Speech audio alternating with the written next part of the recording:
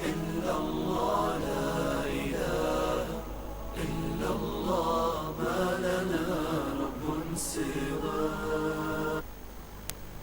السلام علیکم ناظرین، منصف ٹی وی کے پروگرام راہ ہدایت بھی آپ کا خیر مقدم ہے، استقبال ہے. میں ہوں آپ کا میزبان محمد حسام الدین، اور اس وقت اسٹوڈیوز میں ہمارے ساتھ موجود ہیں مفتی محمد شوکت ثنا قاسمی صاحب. ناظرین، جیسا کہ آپ جانتے ہیں پروگرام راہ ہدایت دینی، مذہبی، شرعی، فقہی سوالات و جوابات اور علمی پروگرام ہے، جس میں آپ براہ راست اس پروگرام میں حصہ لے سکتے ہیں، شرکت کر سکتے ہیں ٹیلی فون کالز کے ذریعے. آپ کے ٹیلی ویژن اسکرین پر جو ٹیلی فون نمبرات دکھائے جائیں گے، آپ ہمیں اس پر کال کریں. انشاءاللہ ہم آپ کے سوالات کو پروگرام میں شامل کریں گے، اور مفتی محمد شوکت ثنا قاسمی صاحب قرآن حدیث کی روشنی میں آپ کے سوالات کے جوابات دیں گے. سب سے پہلے تو اسٹوڈیوز میں ہی مفتی محمد شوکت ثنا قاسمی صاحب کا تہہ دل سے استقبال کرتے ہیں، خیر مقدم کرتے ہیں ایک مرتبہ پھر الحمدللہ وہ آج ہمارے درمیان یہاں موجود ہیں. جس وقت آپ ہم سے ٹیلی فون پر گفتگو کر رہے ہوں، اس بات کا دھیان رکھیں کہ آپ اپنی ٹی وی کی آواز کو، ٹیلی ویژن سیٹ کی آواز کو کچھ کم کر دیجئے، دھیما کر دیجئے، تاکہ آپ کی آواز ہم تک صحیح طریقے سے پہنچ سکے. ساتھ ہی جس وقت آپ ہمیں سے کال کریں اس وقت اپنا نام بتائیں، اپنے مقام کا نام بتائیں، اور پھر سیدھے اپنا سوال آپ پیش کر سکتے ہیں. سوال کو پہلے سے تیار رکھیں، زیادہ مناسب ہوگا. ایک کالر ہیں، بغیر کسی تاخیر کے پروگرام میں شامل کریں گے. السلام علیکم. السلام علیکم. وعلیکم السلام. پروگرام میں آپ کا خیر مقدم ہے. کون صاحب کہاں سے؟ میں نظام آباد سے احمد خیر الدین بات کر رہا ہوں. نظام آباد سے احمد خیر الدین صاحب، پروگرام میں استقبال ہے. فرمائیے کیا سوال ہے؟ لا علاج بیماری کے لیے کیا پڑھنا چاہیے؟ لا علاج بیماری کے لیے کیا دعا پڑھنی چاہیے، آپ کا سوال ہے. اور ایک سوال یہ ہے جی کہ بھائی بہنوں میں نااتفاقی ہے، جی، اس کے لیے بھی کیا پڑھنا چاہیے؟ آپس میں رشتہ داروں میں یا بھائی بہن میں نا اتفاقی ہے، ناچاقی ہے، اسے اس کو دور کرنے کے لیے کیا کرنا چاہیے یا کچھ پڑھنا چاہیے، آپ کا سوال. ضرور انشاءاللہ آپ کے دونوں سوالات کو شامل کریں گے. بہت بہت شکریہ احمد خیر الدین صاحب پروگرام میں کال کرنے شامل ہونے کا. صرف اسی سوال کو سے آغاز کرتے ہیں کہ نظام آباد سے احمد خیر الدین صاحب نے سوال کیا ہے کہ سب سے پہلا سوال کہ بیماریاں دن بدن پھیلتی جا رہی ہیں، بڑھتی جا رہی ہیں، اور بہت سارے مرض جنہیں ناقابل علاج کہا جاتا ہے، لا علاج کہا جاتا ہے، ایسی بیماریوں کے لیے کیا کوئی دعائے شفا ہے یا کیا پڑھنا چاہیے؟ دیکھیے، پہلی بات تو یہ ہے کہ بیماریوں سے اللہ تبارک و تعالیٰ سے پناہ مانگنی چاہیے. جیسے کہ نبی علیہ السلام نے دعا سکھائی، اللہم انی اعوذ بک من البرص والجذام والجنون ومن سیء الاسقام. من سیء الاسقام کا جملہ ایک ایسا یعنی مختصر اور جامع جملہ ہے کہ قیامت تک پیدا ہونے والی تمام برائیاں، اس کے تمام بیماریاں اس کے اندر شامل ہیں. نبی علیہ السلام نے فرمایا کہ اللہ میں پناہ چاہتا ہوں آپ کی برص سے، جذام سے، جنون سے، اور ہر بری بیماری سے. اب ہر بری بیماری چاہے ویڈس کی شکل میں ہو، سوائن فلو کی شکل میں ہو، ٹی بی کی شکل میں ہو، یا کسی اور شکل میں، دنیا میں جتنی برائیاں پیدا ہوں گی وہ سب من سیء الاسقام کے جملے میں وہ شامل ہیں. تو پہلے سے یہ دعائیں مانگنی چاہیے. اصل میں آج ہمارے پاس دعاؤں کا اہتمام ختم ہو گیا. نبی علیہ السلام بہت اہتمام کے ساتھ دعا کرتے تھے، آپ نے دعا سکھائی ہے، لیکن آج معاشرے میں دعاؤں کا اہتمام ختم ہو گیا ہے، جس کے نتائج بہت برے آتے جا رہے ہیں اور جس کا انجام ہمیں بھگتنا پڑ رہا ہے. اور اگر کوئی بیماری لاحق ہو جائے تو اسی صورت میں کثرت سے درود شریف پڑھنی چاہیے، اور خاص طور سے اللہم صلی علی محمد وعلی آل محمد، اللہم صلی علی محمد وعلی آل محمد، اللہم صلی علی سیدنا مولانا محمد وعلی آل سیدنا مولانا محمد صلاۃ تنجینا بها من جمیع الاحوال والآفات وتقضی لنا بها جمیع الحاجات وتطہرنا بها من جمیع السیئات وترفعنا بها اعلی الدرجات وتبلغنا بها اقصى الغایات من جمیع الخیرات فی الحیات وبعد الممات انک علی کل شیء قدیر. یہ درود باضابطہ درود تنجینا کے نام سے مشہور ہے. اس درود کو ہر نماز کے بعد، عشاء کی نماز کے بعد 70 مرتبہ پڑھنا چاہیے. یہ بہت سارے شرور و فتن سے حفاظت کا ذریعہ ہے. ایک لا علاج مرض کے بارے میں آپ نے بتایا، مطلب ایک اور بیماری ہے وہ ہے آپس میں نا اتفاقی، ناچاقی. یہ بھی بہرحال ایک بعض لوگوں میں لا علاج بیماری کی طرح اس نے بھی اپنی شکل بنا لی ہے. خصوصاً بہن بھائیوں میں آپس میں اگر نا اتفاقی ہو، ناچاقی ہو، اس کو دور کرنے کے لیے کیا کرنا چاہیے؟ پہل کرنی چاہیے یا دعا کرنی چاہیے؟ دیکھیے، بخار ہو جائے تو پہلے دوا کھائے اس کے بعد دعا کرے. اللہ تعالیٰ قادر ہے کہ بغیر دوا کی بھی اچھا کر دے، لیکن اس کا اسباب اختیار کرنے کا شریعت نے حکم دیا ہے. بھائی بہن ہو یا شوہر بیوی ہو یا اسی طرح اور دیگر رشتہ دار ہو، ناچاقی نہ اتفاقی جھگڑا کس بنیاد پر ہوا ہے، پہلے اس بنیاد کو تلاش کیا جائے، ان اسباب کو ڈھونڈنے کی کوشش کی جائے، اور پھر رنجش کے، عداوت کے، نفرت کے جو اسباب ہیں ان اسباب کو دور کرنے کی کوشش کی جائے. تو ظاہر سی بات ہے یعنی کوئی دعا اور اسی طریقے سے دوا ذکر کام کرے گا. آپ اس اسباب کو اختیار ہی نہیں کر رہے ہیں، ان تدابیر کو اختیار نہیں کر رہے ہیں اور اس کے آپ ذکر کرتے چلے جا رہے ہیں، تو ظاہر سی بات ہے اللہ تعالیٰ تو ہر چیز پر قادر ہے. لیکن پہلے اسباب کو، پہلے تدابیر کو اختیار کیا جائے، اس کے بعد اللہ تعالیٰ سے دعا کی جائے. تو بھائی بہنوں میں جن بنیاد پر اختلاف ہوا ہے ان اختلافات کو دور کرنے کی کوشش کی جائے، نفرت کی دیواروں کو ڈھا کر محبت کا ماحول اور فضا قائم کرنے کی کوشش کی جائے، پھر اللہ تبارک و تعالیٰ سے دعا کی جائے. ناظرین ایک اس وقت کالر ہمارے ساتھ فون لائن پر ہیں، انہیں پروگرام میں شامل کرتے ہیں. السلام علیکم. وعلیکم السلام. پروگرام میں خیر مقدم ہے، کون ہے کہاں سے؟ ایک سوال، 3 سوال ہے. ایک سوال ہے کہ مسجد میں عورتیں بھی جواب دے سکتی ہیں، اور دوسرا سوال ہے کہ ایک مرتبہ اگر آپ تھوڑا سا رکیں اور اپنی آواز کو ذرا بلند کریں اور پہلے سوال دوبارہ سے. جی پہلا سوال ہے میرا کہ جب اذان ہوتی ہے مسجد میں تو اس کا جواب عورت بھی دے سکتی ہے کہ نہیں؟ اور دوسرا سوال یہ ہے کہ جو کمیٹی جیسے مطلب ڈالتے ہیں لوگ بولی والی، تو اس میں بیاج واج کا تو کوئی حساب کتاب نہیں ہے، تو کچھ لوگ مل کے مطلب کرتے ہیں، تو یہ کیا ڈال سکتے ہیں؟ ٹھیک ہے. اور تیسرا سوال یہ ہے کہ مطلب جیسے محمد صلی اللہ علیہ وسلم کلمہ یا درود شریف یا کچھ کوئی آیت پڑھ کے ایسا بول سکتے ہیں کہ محمد صلی اللہ علیہ وسلم کا اس کا مطلب یہ پڑھنے کا جو ہے ثواب پہنچ جائے، ان کے ہاتھ میں بھی آتا ہو. ٹھیک ہے. یہی جی بہت شکریہ پروگرام میں شامل ہونے ایک اور کرنے کا. ایک اور کالر صاحب ہمارے ساتھ ہیں. السلام علیکم. ہلو السلام علیکم. وعلیکم السلام. پروگرام میں خیر مقدم ہے، کون اور کہاں سے؟ میں نظامہ سے سمیہ فردوس بات کر رہی ہوں. جی فرمائیے کیا سوال ہے؟ میرا سوال یہ ہے کہ میرے بھائی کو پڑھنے میں دلچسپی نہیں آ رہی، کتاب کھولنے پر دھیان ادھر ادھر جا رہا ہے، کوئی دعا ہے تو بتلائیے. وہ ہمیں اس کے ایگزام سیکھ رہے ہیں. جی جی ایک اور مرتبہ ذرا پہلا سوال آپ بھی دہرا دیں، مناسب ہوگا. میرا سوال یہ ہے کہ میرے بھائی کو پڑھنے میں دلچسپی نہیں آ رہی ہے، کتاب کھولنے پر دھیان ادھر ادھر جا رہا ہے. ٹھیک ہے. کوئی دعا بتلائیے. ہمیں اس کے ایگزام سیکھ رہے ہیں. سوال نمبر 2 یہ ہے کہ اگر کسی کے ہاتھ میں فریکچر ہے تو کس طرح وضو اور نماز پڑھنا چاہیے، کیونکہ ہاتھ پر تو پلاسٹر بنے ہوا رہتا پورا اور ہاتھ فول رہتا نا، تو کس طرح وضو کرنا چاہیے اور کس طرح نماز کے ارکان ادا کرنا چاہیے. اور تیسرا سوال یہ کہ یا بدیو کے معنی کیا ہے. ایک اور مرتبہ تیسرا سوال آپ نے کیا کہا؟ یا بدیو کے معنی کیا ہے. ایک کتاب میں لکھا تھا صرف بال بننے کے لیے یا بدیو پڑھے. میں اس سے پہلے بھی آپ کو سوال کری تو منزل پڑھو بولے تھے مفتی صاحب، تو بال بہت کم ہے نام، یا بدیو کے معنی کیا ہے وہی جاننا چاہ رہی تھی. ٹھیک ہے ضرور انشاءاللہ. ایک اور کالر صاحب ہمارے ساتھ ہیں. السلام علیکم. ہاں وعلیکم السلام. پروگرام میں خیر مقدم ہے، کون صاحب کہاں سے؟ میں لکھنؤ سے بول رہا ہوں. جی محترم اپنا نام بتائیں. مجھے اشتیاق علی کہتے ہیں. جی اشتیاق صاحب فرمائیے کیا سوال ہے؟ میں یہ پوچھ رہا تھا کہ اگر کوئی گھر سے 120 کلومیٹر چلا جائے اور 15 دن کے اندر رہنے کا ارادہ ہو اور وہاں کسی وجہ سے وہ آگے ڈوب جائے جی تو اس میں کون سی نماز پڑھی جائے گی؟ ٹھیک ہے، یعنی 15 دن کا پہلے اس نے ارادہ کیا اور جانے کے بعد اور مزید رکنا پڑ رہا ہے. جی ٹھیک ہے ضرور انشاءاللہ آپ کے سوال کو بھی شامل کریں گے. بہت بہت شکریہ آپ پروگرام میں شامل ہونے کال کرنے کا. ایک اور کالر صاحب ہمارے ساتھ ہیں. السلام علیکم. السلام علیکم. وعلیکم السلام. پروگرام میں خیر مقدم ہے، کون صاحب کہاں سے؟ میں ٹانڈور سے بات کر رہا ہوں. محمد مولانا. مولانا صاحب تانڈور سے. جی فرمائیے مولانا صاحب کیا سوال ہے؟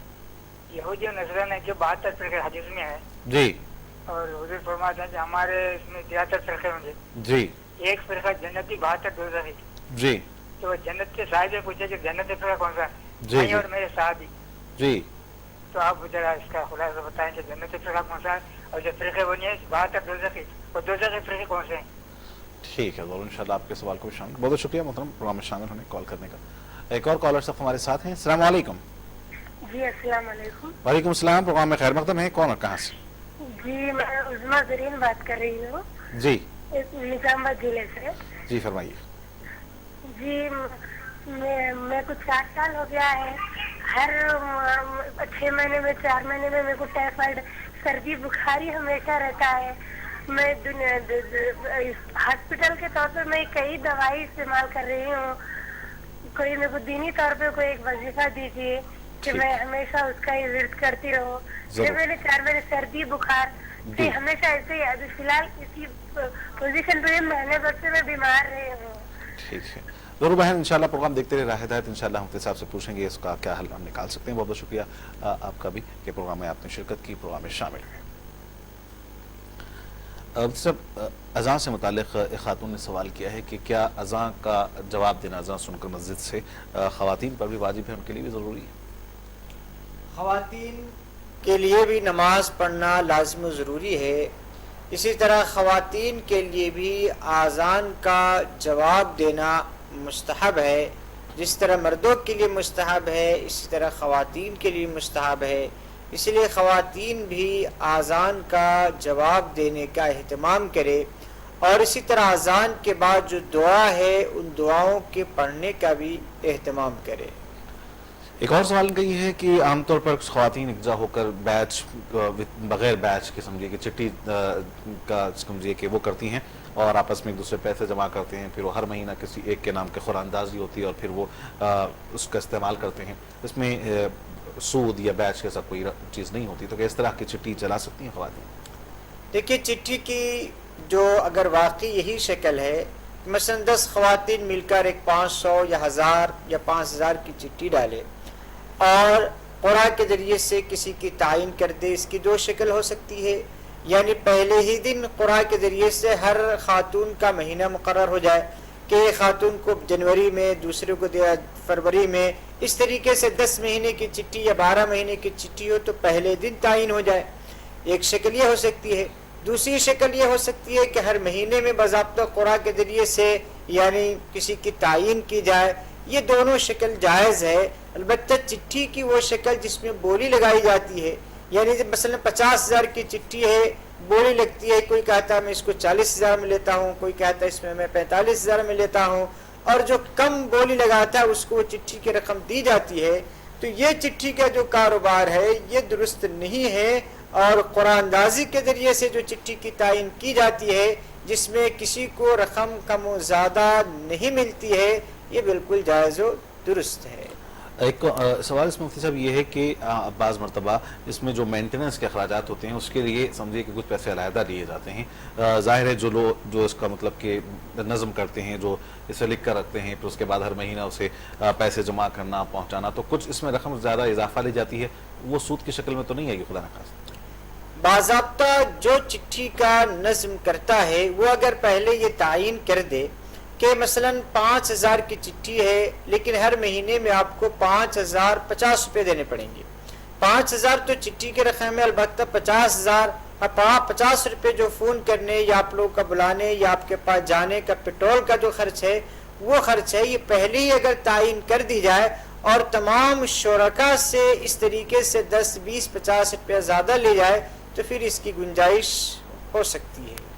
ایک اور سوال ان کا یہ ہے کہ کیا نبی کریم صلی اللہ علیہ وسلم پر بھی ہم سارے ثواب کے لیے کچھ پڑھ کر بخش سکتے ہیں؟ اگر ہم نے کبھی قرآن پڑھا، کوئی دعائیں پڑھی، تو یہ کہا جا سکتا ہے کہ اس کا ثواب نبی کریم صلی اللہ علیہ وسلم تک پہنچا جائے؟ تمام نیک کام جس کو آپ کرتے ہیں اس کا ثواب کسی بھی مرحوم کو پہنچا سکتے ہیں. اسی طرح نبی علیہ الصلوۃ والسلام کو بھی نیک کاموں کا ثواب پہنچایا جا سکتا ہے. نظام آباد سے ایک اور نے سوال کیا ان سے سب کہ ان کے بھائی ہیں، خاتون نے سوال کیا ہے، ان کے بھائی ہیں اور ان کا پڑھنے میں جی نہیں لگتا ہے، کتاب کھولتے ہیں تو کتاب میں دل نہیں لگتا ہے، امتحانات قریب ہیں، تو ایسے لوگ کیا کریں؟ دیکھیے سستی کا علاج چستی ہے. دل نہیں لگ رہا ہے تو دل لگانے کی کوشش کیجیے. کوئی ایسی دعا میری نظر میں تو نہیں ہے جس کے پڑھتے ہی کتاب میں دل لگنے لگے. دل کیوں نہیں لگ رہا ہے؟ کہیں دل کہیں اور تو کہیں دوسری جگہ تو نہیں ہے. وہ دیکھیے دل کو دل جمعی کے ساتھ پڑھنے کی کوشش کیجیے. امتحان قریب ہے، اس کی فکر کیجیے، اللہ تعالیٰ سے دعا کیجیے، کثرت سے درود شریف اور استغفار پڑھیے. یعنی کم سے کم 100 مرتبہ درود شریف پڑھیے اور استغفار پڑھیے. اللہ تعالیٰ سے دعا کیجیے کہ اللہ تعالیٰ پڑھنے میں دل لگا دے اور امتحان میں اچھے انداز سے کامیاب کر دے. انہی خاتون کا ایک اور سوال ہے کہ اگر کسی حادثے کی وجہ سے فریکچر ہو ہاتھ یا پاؤں میں اور اسے پلاسٹر لگانے کی نوبت آ گئی ہے تو ایسی صورت میں نماز کس حالت میں ہم ادا کریں؟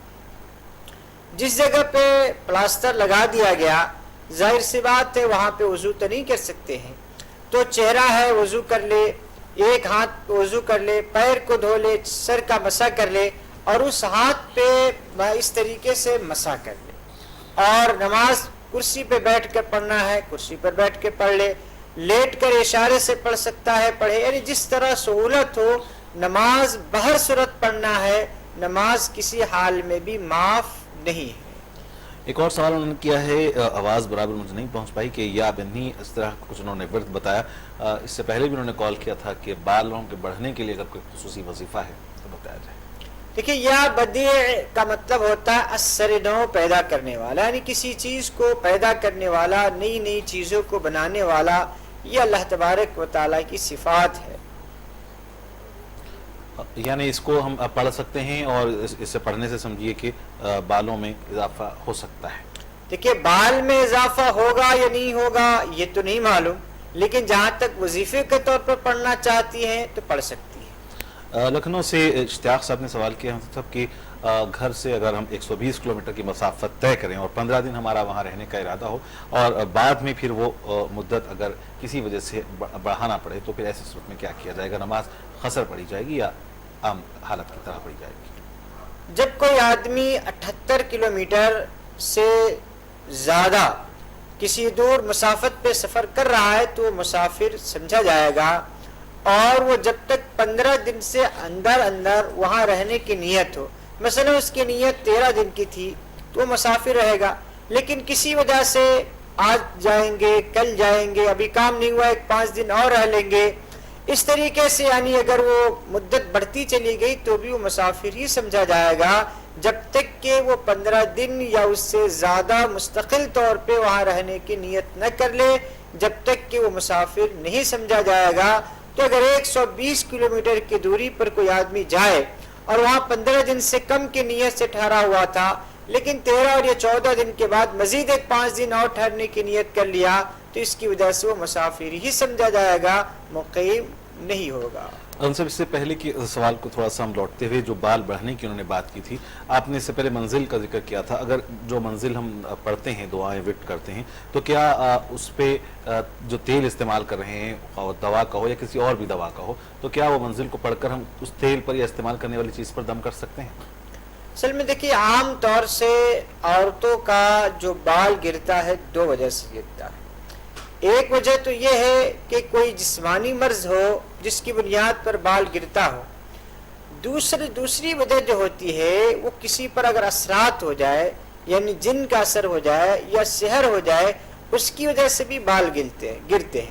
ظاہر سی بات ہے میں عامل تو ہو نہیں کہ آپ کو چیک کر کے بتا دوں کہ آپ کا بال کیوں گرتا ہے، لیکن میں نے جو بتایا تھا کہ منزل پڑھیے اس کو تیل پہ دم کر کے سر میں لگائیے، میں اس لیے بتایا تھا کہ اگر فرض کیجئے کسی اثر کی وجہ سے سحر یا اثرات کی وجہ سے وہ بال گر رہے ہیں تو اس میں آپ کو فائدہ ہو جائے گا، اور تیل تو خواتین کو لگانا ہی چاہیے، مردوں کو بھی لگانا چاہیے، اس لیے کہ تیل لگانا بھی نبی علیہ الصلوۃ والسلام کی سنت ہے۔ نبی علیہ الصلوۃ والسلام سوتے وقت سرما استعمال کیا کرتے تو تیل بھی پابندی سے استعمال کیا کرتے تھے، جس سنت کو ہم اور آپ چھوڑ رہے ہیں، تو تیل لگانا بھی چاہیے، اور اس کو منزل میں دم کر کے اگر لگا رہے ہیں تو اگر اثرات کی بنیاد پر کسی طرح سے بال کا کوئی پرابلم ہو رہا ہوگا تو انشاءاللہ تبارک و تعالی اس کی وجہ سے وہ پرابلم نہیں ہوگا۔ جو بھی آپ تیل استعمال کرتے ہوں اس تیل پر منزل کو 3 مرتبہ پڑھنے کے بعد دم کر دیجئے، اس کے بعد اس تیل کو استعمال کیجئے، لیکن تیل لگاتے وقت تیل کے ڈھکن کو بہت دیر تک کھول کے نہ رکھا جائے، بلکہ تیل نکالنے کے بعد اس کو فوری طور سے بند کر دیا جائے تو یہ بہتر ہے۔ ناظرین کالر صف لائن پر ہمارے ساتھ ہیں، پروگرام میں شامل کرتے ہیں۔ السلام علیکم۔ السلام علیکم۔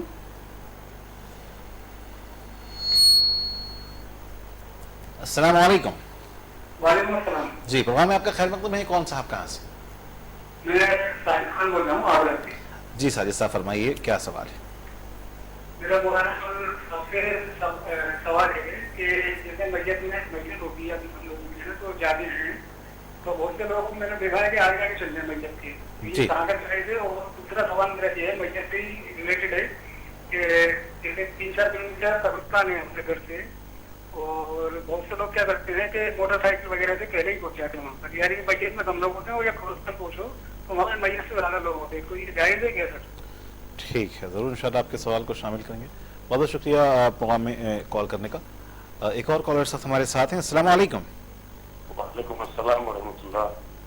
जी, प्रोग्राम में खैर मकदम है। कौन साहब? मैं कलकत्ता से डॉक्टर असद बोल रहा हूँ। डॉक्टर असद साहब कलकत्ता से, प्रोग्राम में खैर मकदम। असद साहब, बहुत दिनों बाद आपने शिरकत की है, इस्तकबाल करते हैं। फरमाइए क्या सवाल है? जी बहुत शुक्रिया, आप हज़रात को सलाम। जी वालेकुम सलाम। जी मेरे 2 सवाल हैं। ये सफर के दौरान जो नमाज को कसर करने का हुक्म आया है, जी तो ये सफर, ये ज़ोहर, असर और इशा की फर्ज नमाजों में कसर करने का हुक्म आया है, जी, और इन नमाजों की सुन्नत मुअक्कदा जो है, क्या उसको भी ये कसर करना लाजिम है या सुन्नत मुअक्कदा माफ है? ठीक है, जरूर। और दूसरा सवाल है जी अगर इमाम मुसाफिर है जी तो वो तो फर्ज नमाज में कसर करके वो फारिग हो जाएंगे, जी लेकिन मुक्तदी हजरात जो मुकीम है वो क्या करेंगे? जी, ठीक है, ज़रूर इंशाल्लाह आपके सवाल को शामिल करते हैं। बहुत बहुत शुक्रिया आपके प्रोग्राम में शामिल होने और कॉल करने का। जज़ाकल्लाह। एक और कॉलर सब हमारे साथ हैं, उन्हें भी प्रोग्राम में शामिल करते हैं। अस्सलाम वालेकुम। अस्सलाम वालेकुम। वालेकुम अस्सलाम। प्रोग्राम में खैर मकदम है। कौन सा, आप कहाँ से बात कर रहे हैं? मोहम्मद असद कोरटला। आप भी मोहम्मद असद हैं, माशाल्लाह, कोरटला से। जी मोहतरम, फरमाइए क्या सवाल है? जी, तहज्जुद की नमाज कितने रकात पढ़ें? तहज्जुद की नमाज कितने रकात पढ़नी चाहिए, कितना? ठीक है, ज़रूर इंशाल्लाह। कल भी 2 सवालात आए से, इसी मुनासिबत से आज भी शामिल कर लेते हैं। ठीक है, बहुत बहुत शुक्रिया असद साहब प्रोग्राम में शामिल होने कॉल करते हैं। तांडू से मौलाना साहब ने सवाल किया मुझसे साहब कि यहूद नसारा के 72 फ़िरक़े थे और नबी करीम सल्लल्लाहु अलैहि वसल्लम ने फरमाया कि उम्मत मुस्लिमा में 73 फ़िरक़े होंगे, एक फ़िरक़ा नाजी होगा। अक्सर ये सवाल हमारे यहाँ लोग प्रोग्राम में करते हैं, पूछते भी हैं बाज़ लोग। तो वो जो एक नाजी फ़िरक़ा होगा जो जन्नत में जाएगा, वो कौन होगा, ये सवाल है। देखिए, नबी अलैहिस्सलाम ने जहाँ ये इरशाद फरमाया कि मेरी उम्मत 73 फ़िरक़ों में तक़सीम होगी, वहाँ ये भी आप सल्लल्लाहु अलैहि वसल्लम ने फरमाया कि निजात पाने वाला फ़िरक़ा कौन होगा। आपने फरमाया मा अना अलैहि व अस्हाबी, यानी मैं जिस शरीयत और सुन्नत को लेकर आया और मेरे सहाबा ने जिस पर अमल किया, उस पर अमल करने वाला कामयाब होगा, जन्नत में जाएगा। तो जिसका अमल कुरान और सुन्नत के मुआफिक हो, सहाबा के अमल के मुताबिक हो, वो कामयाब होगा। इसीलिए हम अपने नाज़रीन से गुजारिश करते हैं कि हमेशा ये देखना चाहिए कि हमारा अमल कुरान और सुन्नत और सहाबा के मुआफिक है या नहीं। अगर अमल सहाबा के मुआफिक नहीं है, कुरान और सुन्नत के मुआफिक नहीं है, तो वैसे अमाल करने की हमें कोई ज़रूरत नहीं है। अज़मा ज़रीन साहबा ने निज़ामाबाद से सवाल किया। हमसे सब सवाल ये है कि तकरीबन गुज़िश्ता 6-7 साल से हर 2-4 महीने में बुखार, सर्दी, टाइफाइड, इस तरीके की बीमारियों में वो की वजह से परेशान हैं।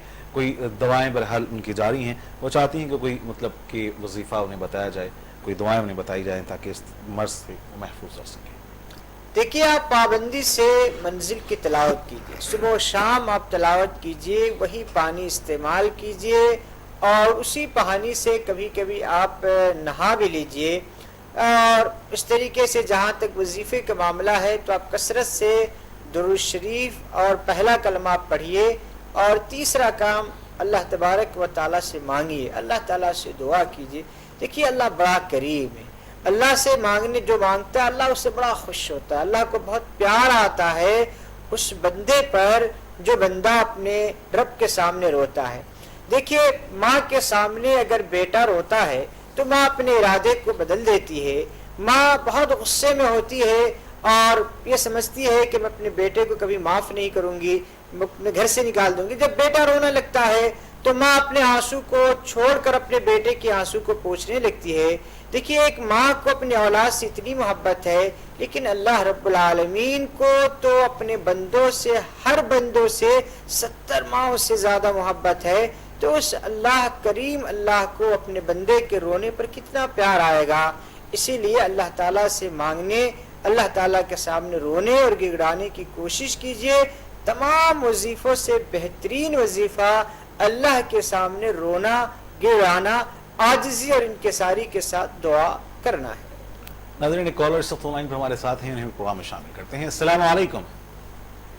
میں محمد عبدالقدیر حیدرآباد سے بات کر رہا ہوں۔ محمد عبدالقدیر صاحب، پروگرام میں آپ کا خیر مقدم ہے، بہت دنوں بعد آپ بھی تشریف لائے ہیں آج۔ میں اکثر روزانہ جو ہے ہمیشہ ٹرائی کرتا ہوں لیکن کال نہیں ملتا جی، تو آج قسمت اچھی ہے، مل گیا میرا۔ جی آپ ہم سے قریب ہیں، حیدرآباد میں ہیں، لیکن آپ کا کال نہیں لگتا۔ بہرحال پروگرام میں خیر مقدم۔ چینل میں پوری دنیا سے کال آتے نا سر۔ جی بالکل صحیح کہا آپ نے۔ میرا ملنا مشکل تھا۔ جی جزاک سر میرا سوال یہ ہے کہ مفتی صاحب ابھی نے جو بات کی ہے کہ سر میں تیل لگانے کی، تو یہ بہت اچھی سنت کو جو ہے مفتی صاحب نے بیان فرمایا ہے کہ اکثر لوگوں کو پتہ نہیں اس کے بارے میں کہ رات میں سر پہ تیل ڈالنا بھی سرکار کی سنت ہے۔ جی جی تو مفتی صاحب سے یہ ادباً گزارش ہے کہ اگر تاریخ کی کتابوں میں یہ چیز ثبوت ملتا ہے کہ حضور علیہ السلام کون سا تیل استعمال کرتے تھے، تو اگر وہ بیان فرمائے تو لوگ جو ہیں، اور میں بھی کچھ اس کا استعمال شروع کر دوں گا انشاءاللہ۔ اگر تاریخ کی کتابوں میں اگر کچھ ثبوت نہیں ملتا تیل کتابوں سے، تو کم سے کم مفتی صاحب جو تیل استعمال کرتے ہیں وہ تو بتا دیں تاکہ میرا حافظہ بھی مفتی صاحب جیسا ہو جائے۔ جی ضرور انشاءاللہ۔ بہرحال اللہ تعالیٰ ہر کسی کو ہر اپنی اپنی فیلڈ میں، اپنے اپنے میدان میں ماہر بناتا ہے۔ آپ اپنے میدان میں ماہر بنے، یہ ہماری دعا ہے۔ بہت شکریہ عبدالقدیر صاحب پروگرام میں شامل ہونے، کال کرنے کا۔ ساجد خان صاحب نے آگرہ سے سوال کیا، ان سے بھی بڑا اہم سوال ہے کہ آج کل دیکھنے میں آتا ہے کہ لوگ پہلے تو کسی جنازے میں اگر جاتے ہیں تو نماز پڑھ کر ہی واپس ہو جاتے ہیں، کچھ تو گھر پر جاتے ہیں، وہاں پہ تعزیت کی واپس ہو گئے، بہت قریبی ہے نماز جنازہ پڑھی واپس ہو گئے، بہت قریبی ہیں وہ قبرستان تک جاتے ہیں، اس میں سے بھی کچھ ہوتے ہیں جو جنازے کے آگے آگے چلنے لگتے ہیں۔ ایسے میں جنازے کو کاندھا کون دے گا؟ بڑا اچھا سوال کیا ہے انہوں نے۔ یہ بھی کہا ہے کہ لوگ گاڑیوں پر آگے جا کے پہلے پہنچ جاتے ہیں، ضعیف حضرات بزرگ تو بہرحال ان کے ساتھ ان کی معذرت ہوگی، لیکن نوجوان بھی ایسا کرتے ہیں۔ جنازے میں دیکھیے دو چیز ہے، ایک ہے جنازہ پڑھنا اور ایک ہے تدفین میں شریک ہونا۔ حضرت عبداللہ بن عمر رضی اللہ تعالیٰ عنہ سے جب یہ بات کہی گئی کہ جنازہ پڑھنے پر 1 قرات ثواب ملتا ہے اور تدفین میں شریک ہونے پر 2 قرات ثواب ملتا ہے، تو انہوں نے بڑا افسوس کیا کہ کتنے سارے قرات کو میں نے ضائع کر دیا، اور 1 قرات برابر ہوتا ہے احد پہاڑ کے، اور احد پہاڑ تقریباً 6 کلومیٹر یا 9 کلومیٹر کے فاصلے پر ہے۔ اب اندازہ لگائیے کہ 2 چیزوں میں شرکت پہ کتنا بڑا ثواب ملا۔ اسی لیے ہم مسلمانوں کو اہتمام کرنا چاہیے جنازے میں شرکت کرنے میں، اور اسی طرح تدفین میں بھی شریک ہونے کا اہتمام ہونا چاہیے۔ جہاں تک مسئلہ آگے اور پیچھے چلنے کا ہے تو جنازہ لے جاتے وقت جبکہ ڈولا لے کر جایا جا رہا ہو اس وقت پیچھے چلنا مناسب ہے، بہتر ہے، لیکن اگر کچھ لوگ گاڑی سے پہلے قبرستان اگر پہنچ جائے تو ایسی صورت میں کوئی حرج نہیں ہے، اس کی بھی بہر صورت گنجائش ہے۔ ناظرین ایک کالر فون لائن پر ہمارے ساتھ، انہیں بھی پروگرام میں شامل کرتے ہیں۔ السلام علیکم۔ السلام علیکم۔ وعلیکم السلام، محمد عبداللطیف نظام آباد۔ جی محمد عبداللطیف صاحب نظام آباد سے پروگرام میں خیر مقدم ہے۔ فرمائیے عبداللطیف صاحب کیا سوال ہے؟ ہیلو جی جی آواز آ رہی ہے، فرمائیے۔ ہاں، یہ ہاسپٹل کی پیدائش کا وفات کب ہوئی بلکہ پوچھنا تھا۔ 11 تاریخ کو کرتے ہیں جی جی، تو اصل ان کا وفات کب ہوئی اور پیدائش کا دن کون سا تھا؟ ٹھیک 6 مہینے میں ہوا تھا۔ ٹھیک ہے، اکثر 11 شریف میں 11 تاریخ کو 11 تاریخ 11 میں کرتے ہیں نا، ٹھیک ہے، پوچھنا تھا وہاں۔ ضرور انشاءاللہ آپ کے سوال کو شامل کریں گے۔ بہت بہت شکریہ عبداللطیف صاحب پروگرام میں شامل ہونے کال کرنے کا۔ ڈاکٹر اسد صاحب نے کولکتہ سے سوال کیا ہم سب کہ سفر کے دوران نماز کو قصر کرنے کا جو ذکر ملتا ہے اس میں 3 نمازیں ہم قصر کرتے ہیں، سنت موقدہ کے متعلق کیا حکم ہے؟ کیا اسے بھی قصر کریں گے، سنتوں کو بھی، یا پڑھنا اس کا ضروری ہے؟ سفر میں 2 حالت ہو سکتی ہے، ایک تو آدمی ہے کہ مسلسل سفر میں ہو، ٹرین میں یا پلین میں یا بس میں ہو، ایسی صورت میں صرف فرائض پڑھنا ہے اور اس میں قصر ہے۔ سنت پڑھنا ایسے وقت میں مسنون بھی نہیں ہے، ضروری بھی نہیں ہے، لیکن کہیں آپ پرسکون جگہ پہ ہیں، مثلا آپ کولکتہ سے سفر کر کے دلی گئے اور وہاں پہ 2-3 دن آپ کو دلی میں رہنا ہے، آپ نے فرض نماز پڑھ لیا، اس کے بعد آپ کے پاس ٹائم ہے سکون سے، لیکن سنت میں قصر نہیں ہے۔ قصر کا تعلق صرف فرض نماز سے ہے، سنت جب بھی پڑھیں گے مکمل پڑھیں گے۔ اور سفر میں اگر آپ حالت سیر میں ہیں، سفر میں ہیں، جلدی میں ہیں، پریشانی میں ہیں، تو اسی صورت میں سنت کو چھوڑنے کی بھی اجازت ہے۔ اسی طریقے کا اور اہم سوال انہوں نے کیا صاحب کہ اگر کسی مسافر کو امامت کا موقع ملے تو وہ تو اپنی نماز قصر کر دے گا، اب مقتدی کیا کریں گے؟ پہلی بات یہ ہے کہ مسافر کو امام نہیں بننا چاہیے، جبکہ مقتدیوں کی بڑی تعداد مقیمین حضرات کی ہو، مقیم کی ہو، تو ایسی صورت میں مسافر کو امام بننا مناسب نہیں ہے۔ لیکن اگر مسافر امام بن گیا تو نماز سے پہلے ہی وہ اعلان کر دے کہ بھائی میں مسافر ہوں، 2 رکعت میں سلام پھیر دوں گا، آپ لوگ 2 رکعت کے بعد مزید 2 رکعت اپنی نماز کو مکمل کیجئے گا۔ اسی طرح سلام پھیرنے کے بعد بھی کہے گا کہ میں مسافر ہوں، آپ لوگ اپنی نماز کو مکمل کر لیجئے۔ اب جو مقیم ہوں گے، جیسی امام مسافر امام دونوں طرح سلام پھیر دے گا تو یہ ٹھہر جائیں گے، اور ٹھہرنے کے بعد یہ 2 رکعت اپنی نماز کو مکمل کریں گے، اور اس 2 رکعت میں اگر جو امام کے ساتھ تکبیر اولیٰ سے شریک ہے تو وہ سورہ فاتحہ صرف پڑھیں گے، سورہ پڑھنے کی ضرورت نہیں ہے۔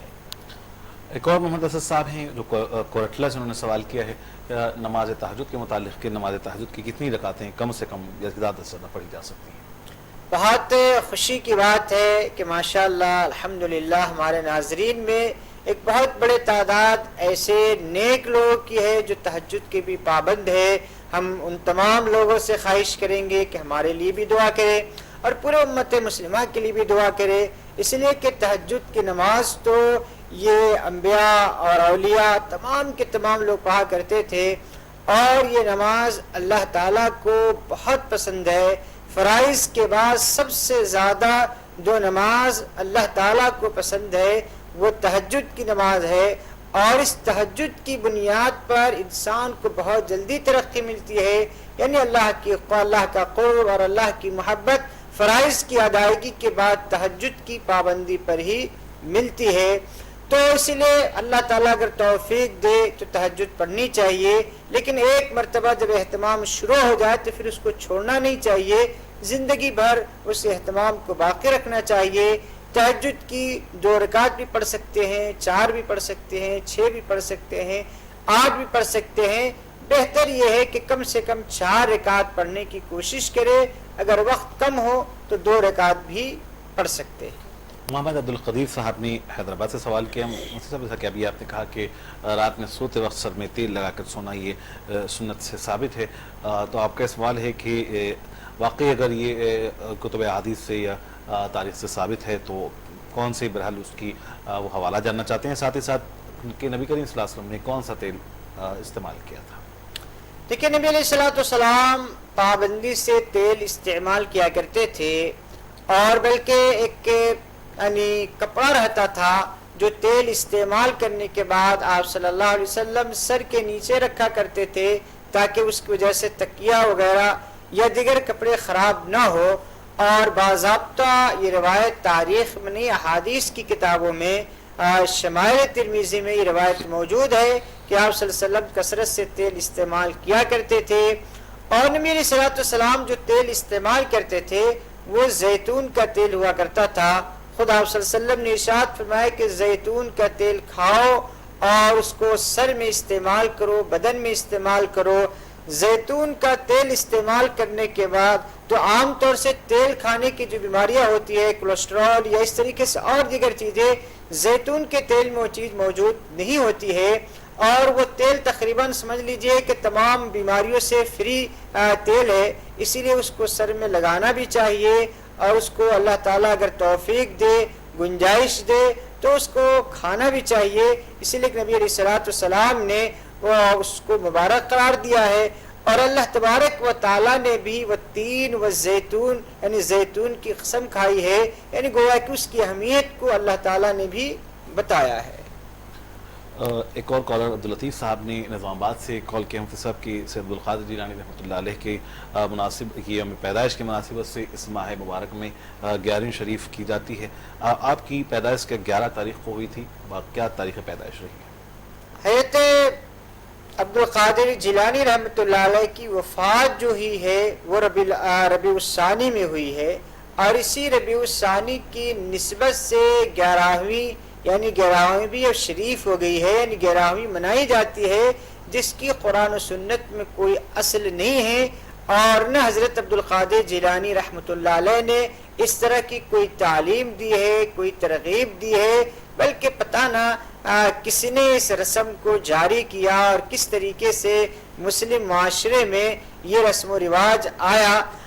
کاش مسلم معاشرہ شیخ عبدالقادر جیلانی رحمۃ اللہ علیہ کے صرف اس ہدایت پر عمل کر لیتے کہ نماز پڑھو اور نماز نہ پڑھنے والا مرتد اور کافر ہے، بے نمازی کو مسلمانوں کے قبرستان میں دفن نہ کیا جائے، بے نمازی کے نحوست 40 گھروں تک جاتی ہے، بے نمازی جس برتن میں کھانا کھا لے اس برتن کو استعمال نہ کیا جائے، گویا کہ کتا جس برتن میں منہ ڈال دے 7 مرتبہ دھونے سے پاک ہو جائے گا، لیکن بے نمازی جس برتن میں منہ ڈال دے پاکی نہیں ہوگا۔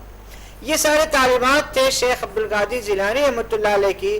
ان تعلیمات کو عام کرنے کے بجائے صرف جشن منایا جائے، کھانا پکایا جائے، لوگوں کو کھلایا جائے، ظاہر سی بات یہ سب کھانے پینے کے رسم و رواج ہیں۔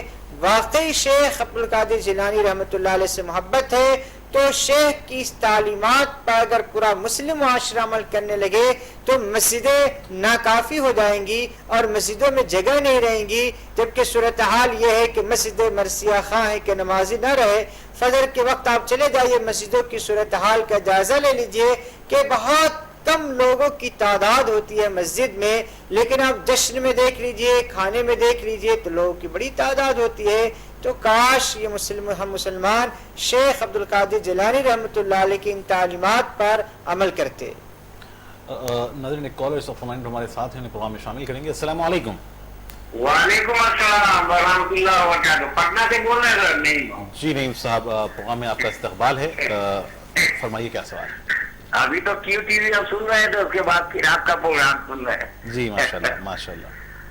جی مفتی صاحب سے پوچھنا تھا یہ ہے کہ نماز کے بعد جو دعا مانگتے ہیں، جی یا اللہ ہم گنہگار بندے، ہم سے جو بھی غلطی اور معاف فرما، کسی آدمی نے کہا کہ نہیں گنہگار بندے مت کہیے کیونکہ یہ کہنا گناہ ہے، تو ہم کہا کہ ایسی تو کوئی بات ہے نہیں، کیونکہ تو اللہ کے ہم جتنے ہی بندے ہیں سب گنہگار ہیں۔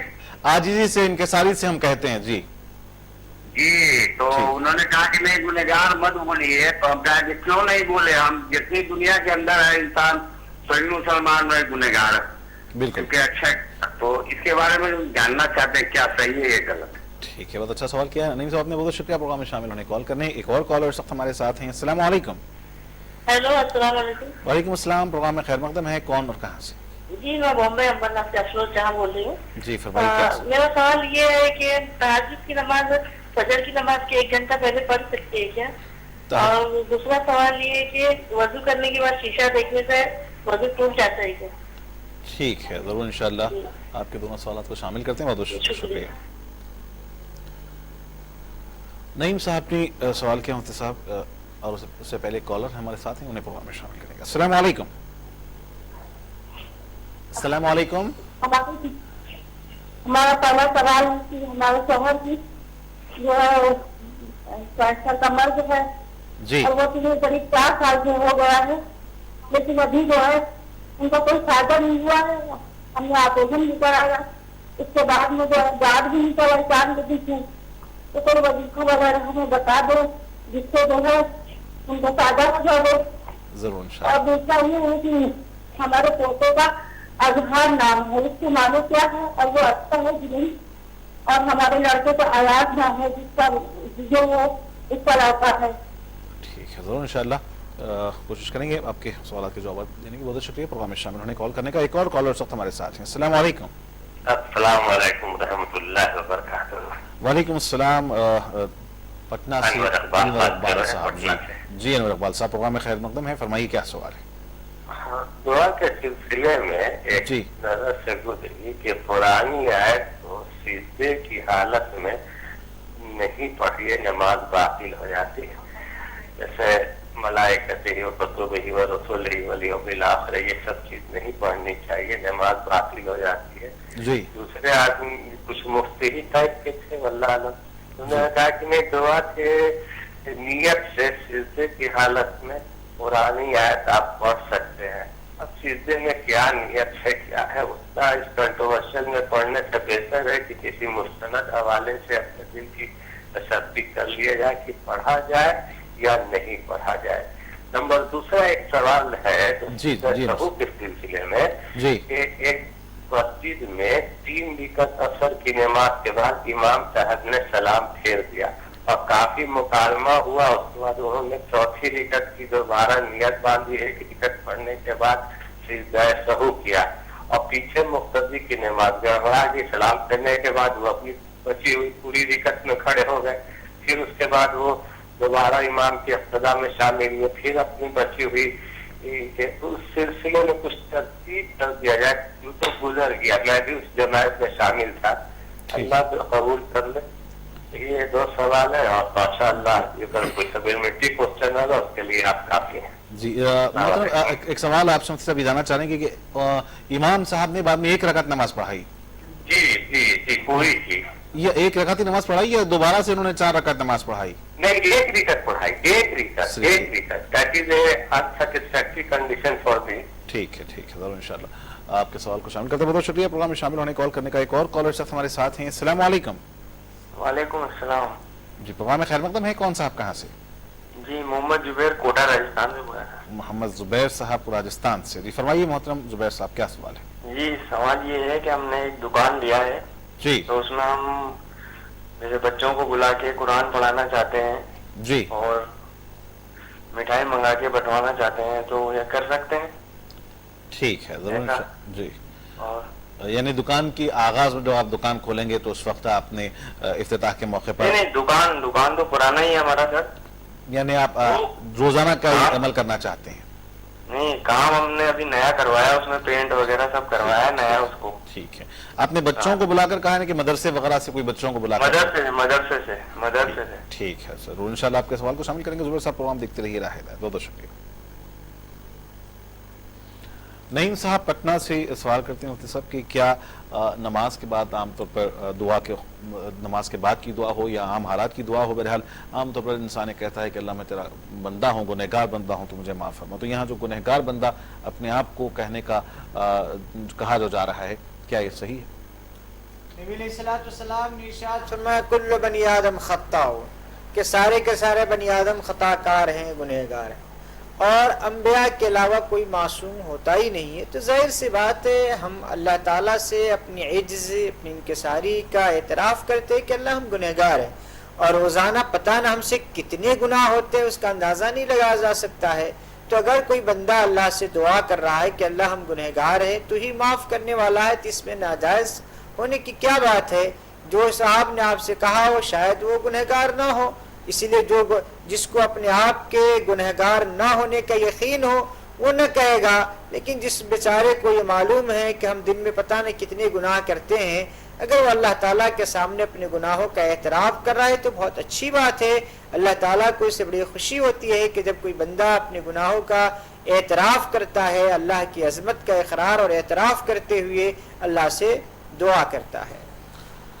बहरहाल एक और सवाल ये है मुफ्ती साहब इसके अंदर कि आमतौर पर हम दुआ मांगते वक्त ये कहते हैं कि अगर ये फला काम मेरे लिए मुनासिब हो तो ये कर दे। तो आमतौर पर कहा जाता है कि ऐसा नहीं कहना चाहिए, बल्कि ये कहना चाहिए जो अपनी दुआ हो मांगना चाहिए तो क्या सही है, या फिर हम ये कहें कि अगर ये मेरे हक़ में सही हो तो अल्लाह तो उसे कबूल करे? ये दुआ की जा सकती है कि अल्लाह अगर मेरे लिए बेहतर है, खैर और बेहतर तो तू जानता है, अगर ये मेरे बेहतर है तो इसको मेरे लिए मुक़द्दर कर दीजिए, और अगर इसमें शर है तो हमसे दूर कर दीजिए। ऐसी दुआएं की जा सकती है। मुंबई से अफरोज जहां साहबा ने सवाल किया है कि क्या नमाज तहज्जुद फजर की नमाज से 1 घंटा पहले पढ़ी जा सकती है? देखिए, नमाज तहज्जुद फजर की आज़ान से आधे घंटा पहले भी पढ़ सकते हैं। जब तक कि फजर का वक्त शुरू नहीं होता है उस वक्त तहज्जुद का वक्त बाकी रहता है।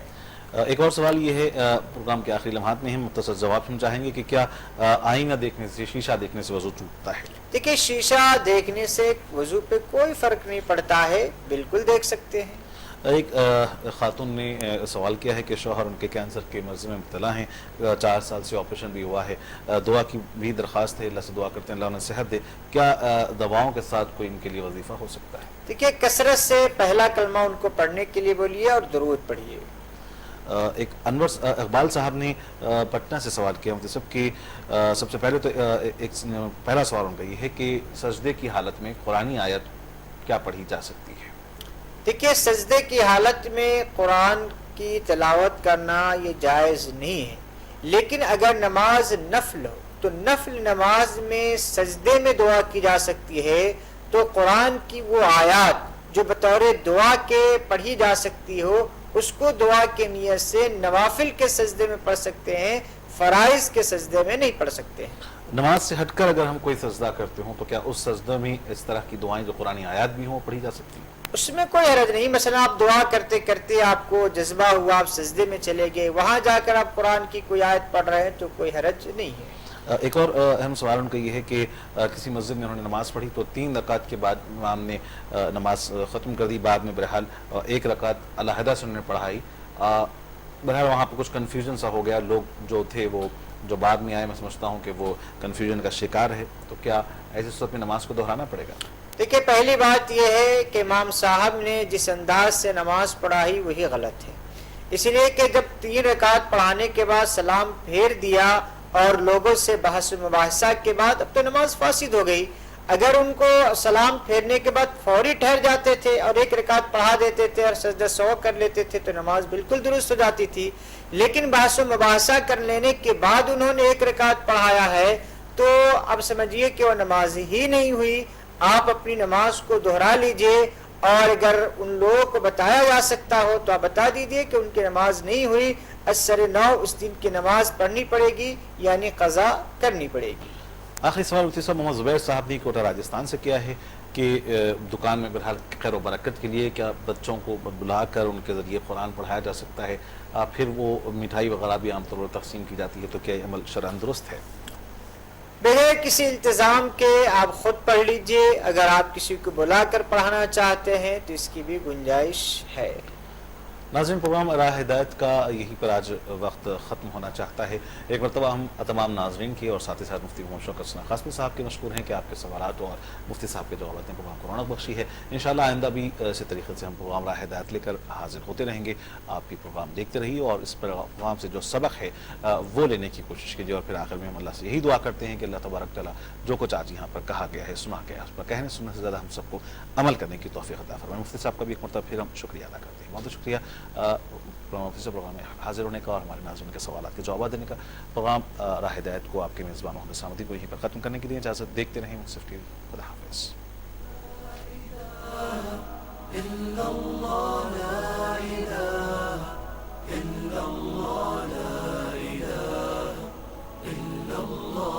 ما لنا رب سواه